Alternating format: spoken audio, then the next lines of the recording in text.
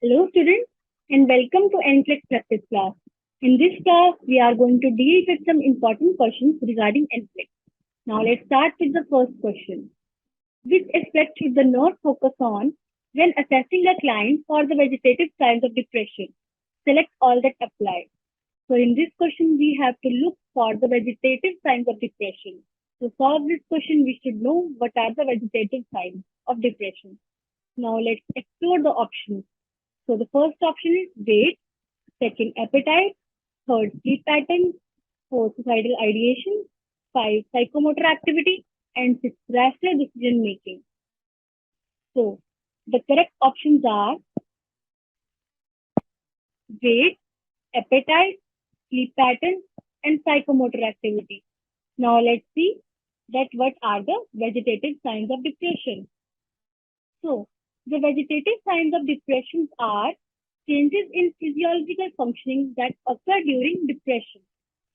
So in depression, when there is physiological alteration in the body functioning, for example, there is change in sleep pattern, there is change in appetite, then it is known as vegetative signs of depression. So this includes changes in appetite, that is loss of appetite, weight, sleep pattern, and psychomotor activity. So in vegetative signs of depression, we can see loss of appetite, loss of weight, changes in sleep pattern like insomnia, and slow psychomotor activity. So these are the vegetative signs of depression. And the remaining options represent psychological assessment categories. So we can see the remaining options, that is suicidal ideation and rational decision making. These are not the signs of vegetative signs of depression. Now let's move on to the next question. A client diagnosed with cirrhosis of liver is receiving oral trimethylene daily. Which sign symptom would indicate it to the nurse that the client is experiencing an adverse effect of the medication? So the question is mainly focusing on the adverse effect of oral trimethylene. To solve this question, we have to know that what is oral trimethylene. So I'll give you a hint that trimethylene is a diuretic. Now it will be easy to find out the answer. So first, let's explore the options. 1. Dry skin. 2. Excitability. 3. Constipation. 4. Hyperkalemia. Any guesses? Okay, now let's see the answer. So the answer is hyperkalemia. We can clearly see that trimethylene is a diuretic. So diuretic are of two types, potassium retaining diuretic and potassium wasting diuretic. So obviously this question should be related to the potassium level. Now see the rationale. Trimethylene is a potassium retaining diuretic. Adverse effects include hyperkalemia, dehydration, hyponatremia, and lethargy. As I have mentioned, trimethylene is a potassium retaining diuretic, which will lead to imbalance between potassium and sodium level. So there will be increase of potassium level in body and decrease in sodium level of body. So this will lead to hyperkalemia. Although the concern with most diuretic is hypokalemia, this is a potassium retaining medication. So as we have seen in hospital setting also, that mostly the diuretic used is furosemide, which is a potassium wasting diuretic.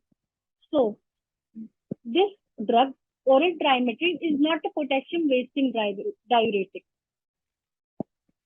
And other effects include nausea, vomiting, cramping, diarrhea, headache, ataxia, drowsiness, confusion, and fever.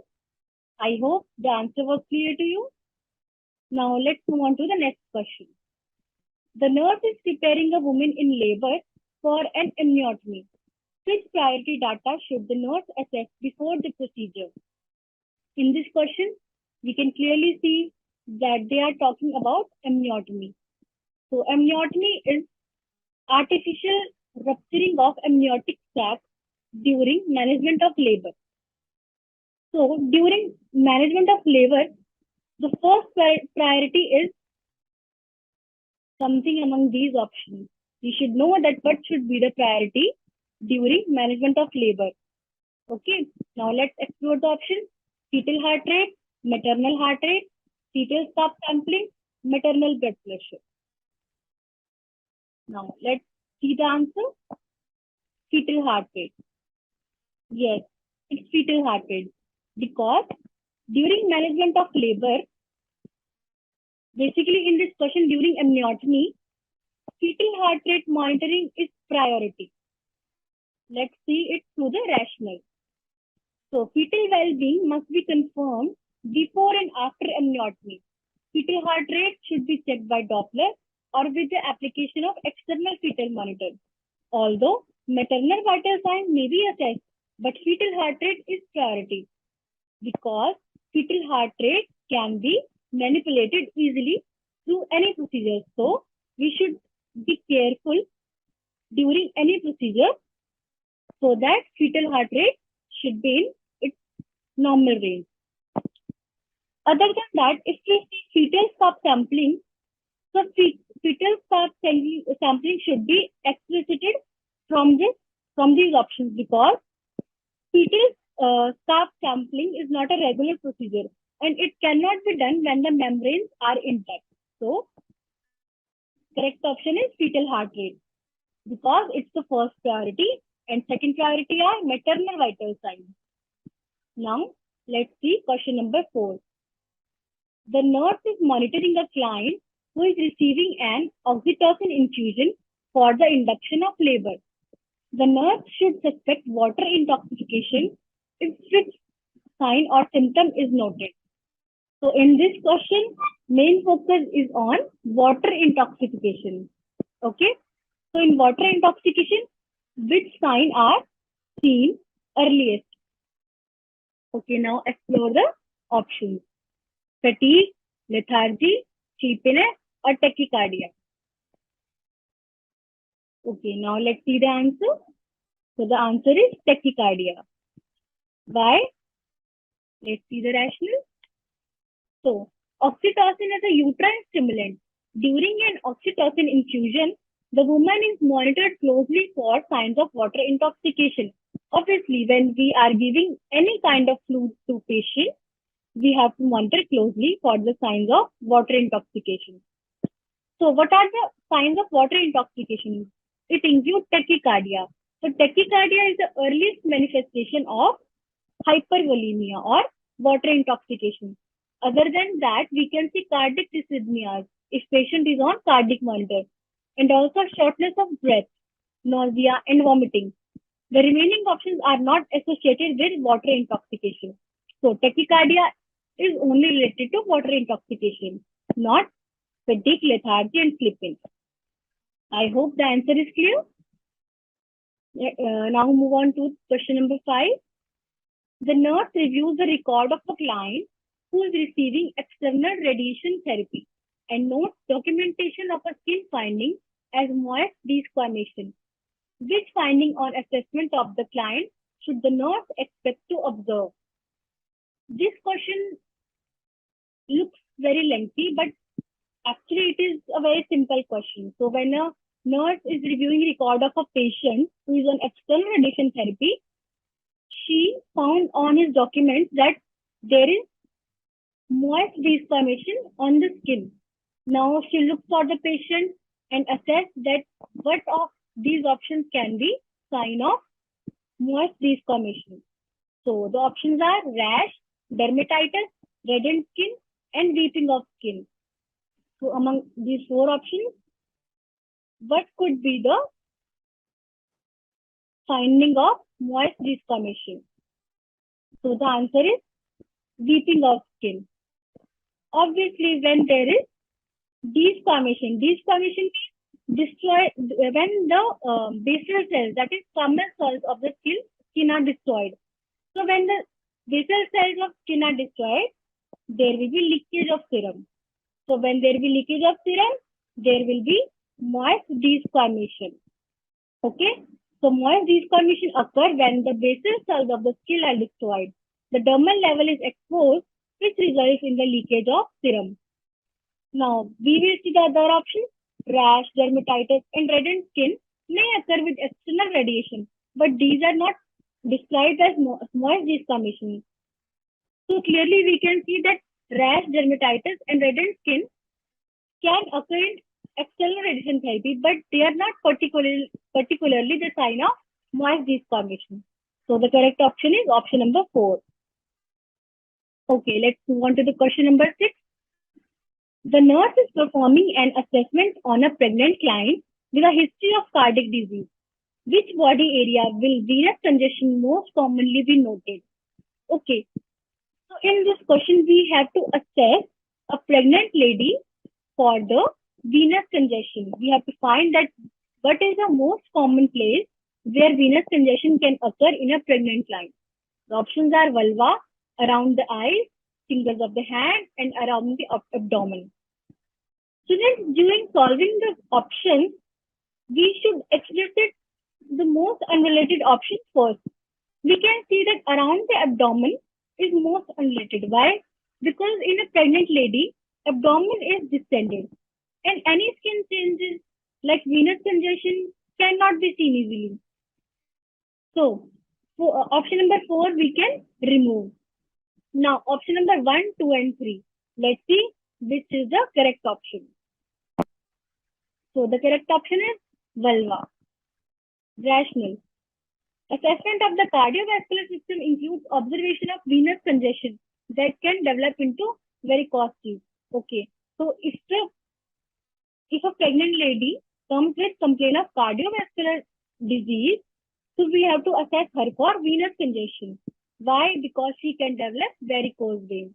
Okay, so venous congestion is most commonly noted in leg, vulva, or rectum. It means it can be noted in the lower body.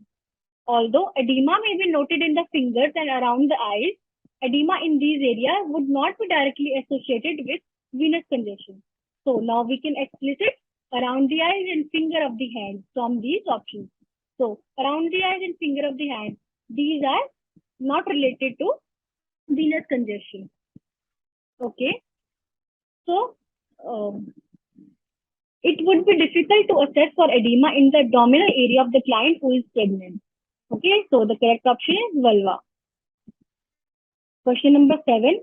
A client who has been receiving long-term diuretic therapy is admitted to the hospital with a diagnosis of dehydration.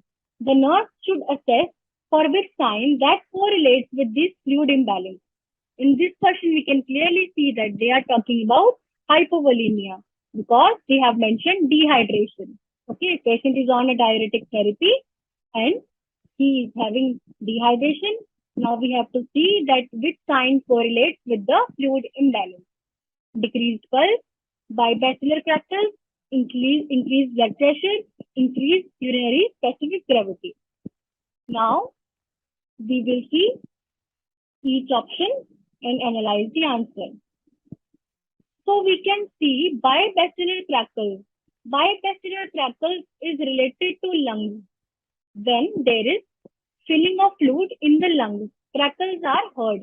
So it is not related to hypovolemia. Also, increased BP is not related to hypovolemia. And decreased pulse is not also related to hypovolemia. So the correct option is, yes, correct option is increased urinary specific gravity. Now we'll see the rationale. Assessment finding which fluid volume deficit are increased pulse and respiration. So, in hypovolemia, there will be tachycardia and tachypnea, and weight loss, poor skin turgor, dry mucous membrane, decreased urine output, concentrated with urine, and with increased specific gravity. Okay, and with increased hematocrit, altered level of consciousness. So we can see that when there is deficiency of fluid in body, the urine will be concentrated and specific gravity will increase. Decreased pulse is not present in hypovolemia. There is increased pulse. Crackles are not present and BP will not increase in hypovolemia. So correct option is 4. Now, question number 8. A client at 35 weeks of gestation reports a sudden discharge of fluid from the vagina. Okay, so when we are reading the question, we have to note that what are they giving hints to us. We can clearly see that they are talking about discharge of fluid. There may be discharge of blood. Okay, so they are talking about discharge of fluid from vagina. Based on the data provided, based on the data they have given above, which condition should the nurse suspect? So there is discharge of fluid. According to this, we have to choose the correct option. So options are miscarriage, preterm labor, intrauterine fetal demise, premature rupture of membrane. So the correct answer would be, it is premature rupture of membrane. Okay. Now we will see the rationale. Premature rupture of membrane is usually manifested by a sudden discharge of fluid from the vagina before 37 weeks of gestation. Okay.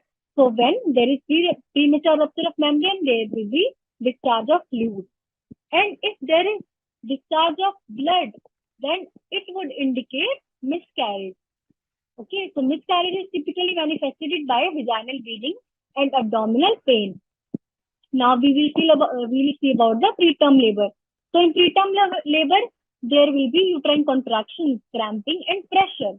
Okay, and in intrauterine fetal demise, there will be absence of fetal movement. So we can rationalize our answer that in miscarriage, there will be no fetal movement seen. Okay, and in miscarriage, there will be vaginal bleeding. Okay, and in preterm labor, there will be uterine contraction.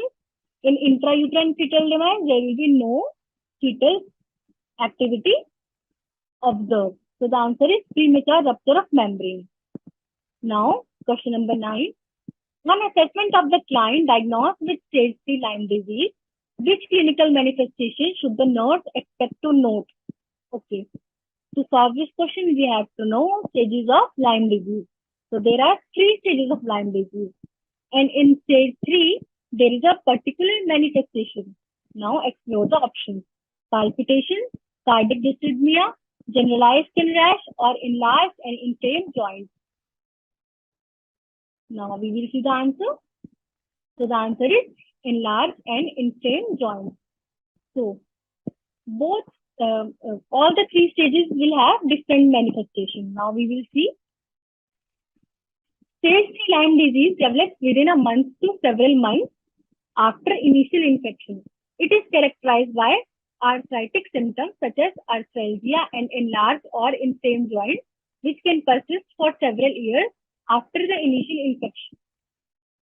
I will hear that Lyme disease is a bacterial disease which occurs due to Borrelia. Okay.